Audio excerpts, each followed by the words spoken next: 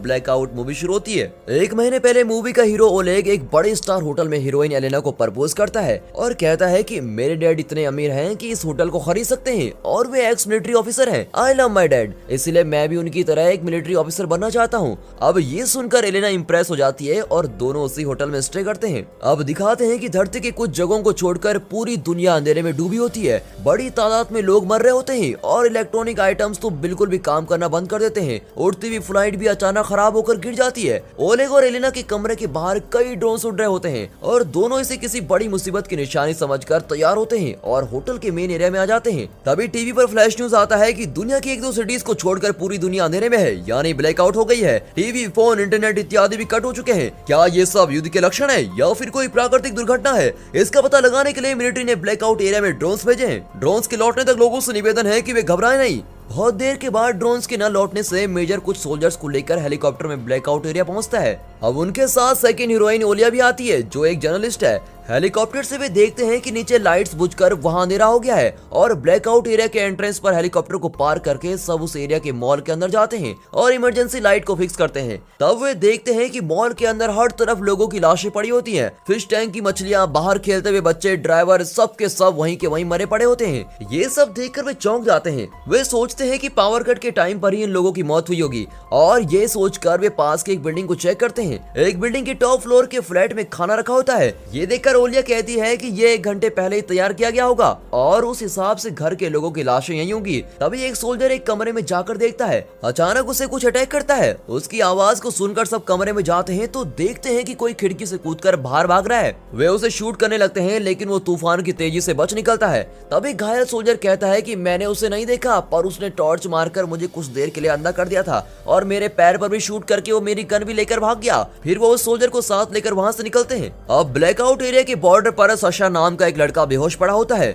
वे उसे military camp में लेके जाते हैं और मौत के डर से लोग हर जगह पूजाएं कर रहे होते हैं। तभी सेकंड हीरो यूरा को गवर्नमेंट का एक इमरजेंसी मैसेज आता है। वो हालात की गंभीरता को समझकर अपनी बीमार माँ को पड़ोसी के घर छोड़ता है और मिलिट्री आउटपोस्ट के लिए निकल पड़ता है। ओलेग भी उसी आउटपोस्ट में होता है। ओलेग और यूरा के बीच बहुत ही अच्छी दोस्ती हो जाती है। अब एक दिन वहाँ पर लेडी मेजर मरीना आकर कहती है कि इस एरिया के पास की सिटीज को छोड़कर बाकी सभी जगहों में ब्लैकआउट हो चुका है और हमने अपनी टीमों को 70 टैंक के साथ ब्लैकआउट एरिया में भेजा था लेकिन वहाँ से कोई भी वापस नहीं आया और इसका कारण जाने बगैर हम कोई कदम नहीं उठा सकते। हमें पहले अपने दुश्मन को आइडेंटिफाई करना होगा। तुम्हारी टीम के सिवा और कोई भी ब्लैकआउट एरिया के अंदर जाकर जिंदा नहीं लौटा, इसीलिए हम सबको एक होकर उस अनजान दुश्मन को मिटाना होगा। ये सब कहकर वो टीम को ज्वाइन करती है। घायल लोगों के मेडिकल ट्रीटमेंट के लिए एलिना मिलिट्री कैंप में आती है। अब उसे देखकर ओलेग खुश होता है और हैरान होकर पूछता है कि तुम डॉक्टर हो, मुझे बताया नहीं तुमने। इतने में इमरजेंसी अलार्म बजता है और सोल्जर हमले के लिए तैयार होते हैं। तभी मेजर सोल्जर से कहता है कि एनिमी सिर्फ 3 किलोमीटर की दूरी पर है और वे 20 किलोमीटर की रफ्तार से आ रहे हैं। उनके बारे में हम ज्यादा नहीं जानते पर सेंसर बता रहा है कि वे बहुत बड़े हैं, इसलिए अलर्ट रहना। अब अचानक कैंप में पावर कट हो जाता है। अंधेरे में सब चौंक करने खड़े होते हैं और एनिमी के पास आते ही अंधाधुंध फायर करने लगते हैं। अगले दिन ओलेग आंखें खोलकर देखता है तो उसका सर एक बड़े भालू के मुंह के अंदर है। शायद ओलेग को खाते वक्त ही भालू मर गया था। अब वे भालू को क्रेन से उठाते हैं और ओलेग को स्ट्रेचर में लेके जाते हैं। फिर जूम आउट करके कैंप के बाहर दिखाते हैं कि भालुओं का एक बहुत बड़ा झुंड मरा पड़ा है। एलेना ओलेग का ट्रीटमेंट करती है और कुछ उनकी थोड़ी रोमांटिक बातें भी चल रही होती हैं। फिर एलेना वहां से चली जाती है। अब मरीना और मेजर डिस्कस करते हैं कि भालुओं का इतना बड़ा झुंड वहां आया कैसे।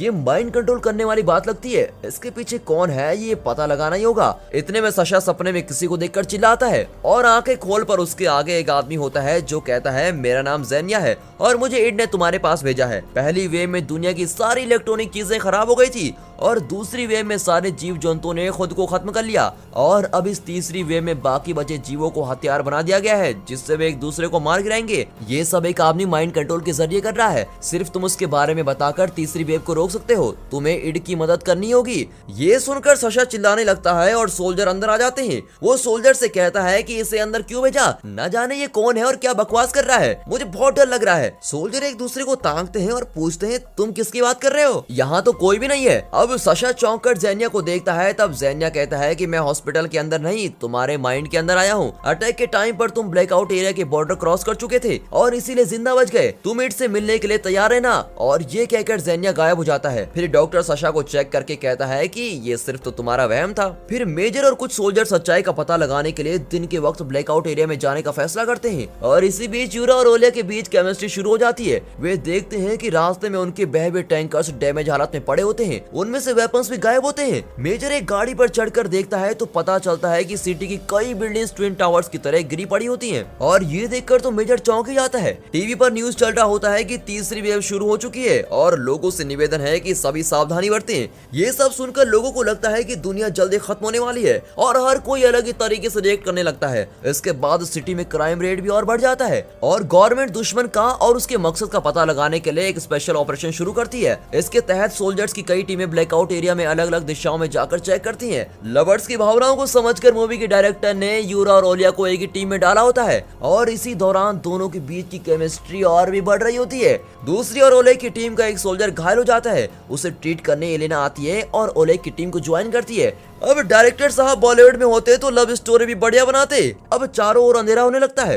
यूरा की टीम डिसाइड करती है कि रात को किसी सेफ जगह ठहरकर सुबह ऑपरेशन कंटिन्यू किया जाए। वे एक ऊंची बिल्डिंग के टॉप फ्लोर पर चले जाते हैं ताकि इमरजेंसी सिचुएशन में तुरंत टेरेस पर जाकर रस्सी से नीचे उतर सकें। अगले दिन यूरा ओलिया को गले लगाता है और दोनों मिलकर ब्रेकफास्ट करते हैं। अब टीम का कैप्टन यूरा को खिड़की के बाहर नजर रखने को कहता है। यूरा जाकर खिड़की से देखता है तो सामने के फूड स्टोर को देखकर उसे शक होता है। वो ओलिया के कैमरे का फुटेज देखता है तो उसमें फूड स्टोर का दरवाजा बंद होता है, लेकिन अब दरवाजा खुला होता है। हवा से खुला हुआ दरवाजा बंद हो सकता है पर बंद दरवाजा खुल नहीं सकता, मतलब स्टोर के अंदर कोई ना कोई तो जरूर है। और इस तरह गैस करके वे वेपन्स के लिए स्टोर के अंदर जाते हैं पर वहाँ कोई नहीं होता। फिर वो कहता है कि शायद खाने की तलाश में कोई यहाँ आया होगा, वो हमारा एनिमी भी हो सकता है। ये सोचकर वे एक ट्रैप सेट करते हैं और अपनी बिल्डिंग में लौट आते हैं। यहाँ मिलिट्री कैंप में सशा एक खुली जगह में बैठा होता है। उसके पास मास्क पहना हुआ एक आदमी आकर कहता है कि मैं ईड हूँ। उसे वहम समझकर सशा उठकर वहाँ से चलने लगता है। तभी ईड कहता है कि टाइम बहुत कम है, तुम्हारी मदद से ही मैं तीसरी वेव को रोक सकता हूँ। और ये कहकर वो अपना मास्क हटाता है। उसका डरावना और अजीब सा चेहरा देखकर सशा चौंक जाता है। तभी मरीना और कुछ सोल्जर्स गन लेकर वहाँ आते हैं और ईड से पूछते हैं कि तुम कौन हो और अंदर कैसे आए। तब सशा रियलाइज करता है कि ये वहम नहीं बल्कि सच है और अचानक सोल्जर्स अपनी गन मरीना पर पॉइंट करते हैं। अब कंफ्यूजन में मरीना कहती है कि तुम पागल हो गए क्या, मुझे नहीं उसे शूट करो। अब ये कहकर वो मुड़ती है तो देखती है कि वहाँ ईड की जगह पर वही खड़ी दिखती है। वो चौंक जाती है और समझ जाती है कि सोल्जर को उसकी जगह पर ईड और ईड की जगह पर वो दिख रही है, इसीलिए वे गन्स उसकी ओर पॉइंट कर रखे हैं। ईड कहता है ये मेरी सुपर पावर का एक छोटा सा सैंपल है, मैं चाहूँ तो तुम्हें अभी खत्म कर सकता हूँ, पर वो मेरा मकसद नहीं है। मैं तुमसे कुछ बातें करना चाहता हूँ। अब और कोई रास्ता न पाकर मरीना उसकी बात सुनने लगती है। धीरे धीरे अंधेरा होता है और तब यूरा की टीम फूड स्टोर में कुछ हिलता हुआ देखती है। सोल्जर उसे चेक करने जाते हैं। ओलिया पूछती है मैं क्या कुछ मदद करूं? यूरा उसे पर्पल और रेड कलर की दो छोटी मिसाइल देकर कहता है अगर हम प्रॉब्लम में फंस गए तो पर्पल मिसाइल लॉन्च करना और तुरंत हमें मिलिट्री कैंप से मदद मिलेगी, और रेड मिसाइल से वे समझ जाएंगे कि अब कोई नहीं बचा सकता और हम ऑलमोस्ट खत्म हो चुके हैं। Be careful and take care. ये कहकर वो सोल्जर्स को लेकर चला जाता है, पर ओलिया यूरा को अकेले नहीं भेजना चाहती, इसलिए वो भी साथ चली जाती है। फिर वो उस स्टोर के अंदर एक छोटा सा बॉम्ब फेंकते हैं और बॉम्ब के फटते ही अंदर जाते हैं। वहाँ एक टीनेज का लड़का घायल होता है और इन्हें अपनी गलती का एहसास होते ही वे उस लड़के को अपनी बिल्डिंग में लेकर ट्रीटमेंट करते हैं। यहाँ मरीना ईड से पूछती है तुम कौन हो? इंसान जैसे तो तुम लगते नहीं। ईड कहता है मैं दूसरे सोलर सिस्टम का एलियन हूँ और 2 लाख साल ट्रेवल करने के बाद यहाँ पर पहुँचा हूँ। मेरा प्लेनेट जल्द ही खत्म होने वाला है और वहाँ के लोगों को एक नए प्लेनेट की जरूरत है। हमारा और धरती के लोगों का डीएनए लगभग सेम है, इसीलिए हमने धरती को अपना प्लेनेट चुना है और यहाँ के सभी जीव जंतुओं को मिटाकर धरती पर कब्जा करना ही हमारा प्लान है। 1 महीने पहले मैंने एक रेडिएशन भेजकर धरती में ब्लैकआउट किया था, लेकिन कुछ जगहों पर उस वक्त चांदनी थी और वहाँ मेरा रेडिएशन काम नहीं किया, इसीलिए तुम लोग बच गए। मैंने सोचा था कि अकेले मैं ही अपने प्लेनेट से यहाँ पर आया हूँ, लेकिन मुझे पता चला है कि मेरे प्लेनेट से रा नाम का एक एलियन भी यहाँ पर आया है और उसी ने यहाँ के जीव जंतुओं का माइंड कंट्रोल किया है और उन्हें अपना गुलाम बना रखा है। और 1 ही महीने में उसने आपकी सारी वेपन्स चुराकर तीसरी वेव शुरू कर दी है। सिर्फ सशा ने उसको देखा है और उसकी मदद से रा को खत्म करके तीसरी वेव को रोक सकते हैं। मैं तुम लोगों को नहीं मानना चाहता और मुझे अपना दोस्त समझो, लेकिन मेरे प्लेनेट से लाखों एलियंस धरती पर आने वाले हैं और आप लोगों की सेफ्टी के लिए रा को खत्म करना होगा। मरीना पूछती है चलो मान लिया कि तुम 2 लाख साल ट्रेवल करके आए हो, लेकिन क्या तुम्हारे प्लेनेट में कोई मरता नहीं? ईड कहता है कि हमारे प्लेनेट में मौत नाम की कोई चीज नहीं है, पर कोई हमें मार दे वो अलग बात है। हम लोग अपने शरीर के हिस्सों को और सेल्स को रिफ्रेश करते रहते हैं। आप लोगों की तरह हमने अपनी जनसंख्या इतनी नहीं बढ़ाई है और हमारी पॉपुलेशन सिर्फ 4 या 5 लाख है। तभी मरीना को एक कॉल आता है जिसमें यूरा की टीम बताती है कि फूड स्टोर से लाया गया वो बच्चा ठीक हो रहा है, पर अचानक उसने कैप्टन का चाकू निकालकर उसको बेरहमी से मार दिया है, इसीलिए हमने उसे शूट कर दिया। अब मरीना रियलाइज करती है कि इड की बात बिल्कुल सच है और वो बहुत घबरा जाती है। फिर वो इड को सशा के पास लेके जाती है। तभी ब्लैकआउट एरिया में कई लोग वेपन्स लेकर आते हैं और सोल्जर्स की सभी टीम को अटैक करते हैं। इस लड़ाई में कई सोल्जर्स मर जाते हैं और मुट्ठी भर सोल्जर बच जाते हैं। इस सिचुएशन में ओलिया पर्पल मिसाइल लॉन्च करती है। फिर ओलिया, यूरा और 2 सोल्जर रस्सी से बिल्डिंग के नीचे पहुंचते हैं और एक सेफ जगह की तलाश करते हैं। पर्पल सिग्नल को देखकर मिलिट्री कैंप का कैप्टन पूछता है कि ये किस टीम का सिग्नल है। इतने में बाकी टीम के सिग्नल भी आने लगते हैं। अब उनमें से 3 रेड मिसाइल के सिग्नल होते हैं। ये देखकर तो कैप्टन टेंशन में आ जाता है।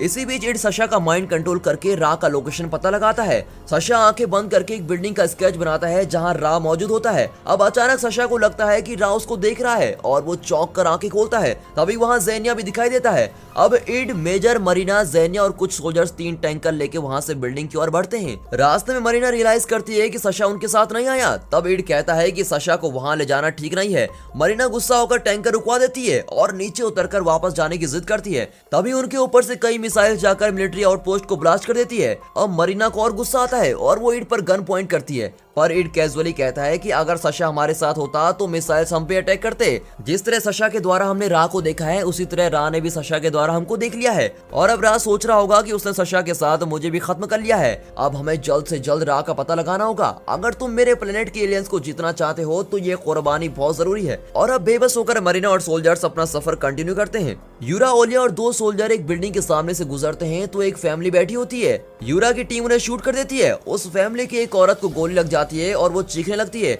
ओलिया उसे कैमरे में रिकॉर्ड करती है। यूरा ओलिया को रोक कर एक को लेके जाता है। ओलिया कहती है कि हमें उस औरत की जान बचानी चाहिए थी। यूरा कहता है फूड स्टोर के लड़के को तुम भूल गई क्या? वो भी तो नॉर्मल सा दिख रहा था, पर अचानक उसने कैप्टन का खून कर दिया। ये लोग भी नॉर्मल दिखते हैं पर असल में नॉर्मल नहीं है। उनकी बातों के बीच उन्हें कुछ लोग अटैक करते हैं जिसमें बाकी सोल्जर्स मर जाते हैं। यूरा और ओलिया बचकर ओलेग की टीम के पास जाकर पहुंच जाते हैं। वहाँ ओलेग, एलिना और कुछ सोल्जर्स जिंदा बचे होते हैं। तभी वहाँ मेजर को आते देख वे थोड़ा रिलैक्स हो जाते हैं कि चलो मेजर हमारी मदद के लिए तो आए। मेजर बताता है कि वो मदद के लिए नहीं बल्कि रा नाम के एलियन को खत्म करने के लिए निकला है। हमारा मिलिट्री आउटपोस्ट पूरी तरह मिट चुका है और अब हमारे पास जाने की कोई जगह नहीं है, इसलिए उस रा को ढूंढकर उसको मार डालना ही सही होगा। हमारे पास और कोई रास्ता बचा भी नहीं है। ये कहकर वो सबको उस बिल्डिंग की ओर लेके जाता है। वे उस बिल्डिंग के पास पहुंचते हैं तो कई लोग वेपन्स के साथ अटैक करने के लिए तैयार खड़े होते हैं। इतने में बिल्डिंग से एक आदमी उनके टैंकर पर कूदता है और टैंकर फट जाता है और अब बिना टाइम वेस्ट किए उन लोगों को अपने बाकी टैंकर्स के नीचे कुचलते हुए बिल्डिंग के पास जाते हैं। लेकिन वो लोग फिर भी अटैक करते हैं और कुछ लोग ऊपर से कूदकर इन्हें अटैक करते हैं। अब उनका दूसरा टैंकर भी फट जाता है। इतने में बचा हुआ एक टैंकर रा की बिल्डिंग में जाकर खड़ा होता है और बिल्डिंग में सभी को शूट करते हुए ओलेग और यूरा की टीम नीचे उतरती है।